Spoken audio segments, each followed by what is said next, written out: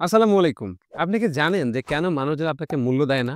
তার প্রধান কারণ হচ্ছে আমরা সঠিক জায়গায় নিজেদেরকে উপস্থাপন করতে পারি না।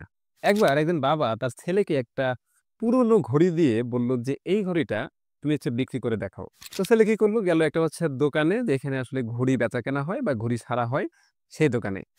তো গিয়ে যখন সে দোকানদারকে ঘড়িটা দেখালো, দোকানদার বলল যে, "না, এটা তো অনেক পুরাতন ঘড়ি, খুব একটা ভালো না। তো এটা আমি তোমাকে ৳২০০ দেব।"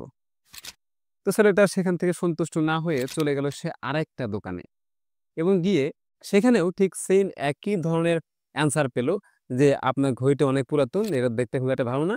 আপনার দাম দেব হচ্ছে ৳২০০।" তো এরপরে ছেলে আসলে চিন্তা করল যে, না আসলে এই ঘড়ির দামটা মনে হয় এর আশেপাশেই হবে। তো এরপরে যে কাজটা হলো, তার বাবা তাকে নিয়ে গেল হচ্ছে একটা মিউজিয়ামে।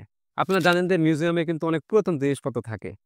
তো তার বাবা যখন ওইখানে তাকে নিয়ে গেল এবং সে যখন ওই মিউজিয়ামের মানুষজনকে ঘড়িটা দেখালো, তখন তারা অবাক হয়ে গেল যে, "এ তো অনেক পুরাতন ঘড়ি। তো এর দাম তো হচ্ছে $৪৫,০০০।" তো তাহলে বোঝেন যে কোথায় মাত্র ৳২০০ আর কোথায় $৪৫,০০০। তো এই জিনিসটা তারা এটাই বুঝায় যে আসলে আপনার মূল্য কম না।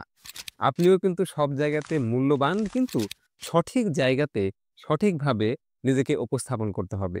যদি এইটা আপনি করতে পারেন, তাহলে দেখবেন যে আপনার এখন ভাবতেছেন আপনার মূল্য কম, ওই জায়গাতে গিয়ে নিজেকে আপনি উপস্থাপন করতে পারেন বা এমন যে একটা জায়গা পান যেখানে গেলে আসলেই আপনি মূল্যবান, সেই জায়গা থেকে দেখবেন আপনার দাম অনেক বেড়ে গেছে। তো হতাশ হওয়া যাবে না। হতাশ না হয়ে চেষ্টা করতে হবে, চেষ্টা চালিয়ে যেতে হবে, নিজেকে খুঁজতে হবে যে আমি আসলে কোথায় গেলে নিজের দামটা পাবো।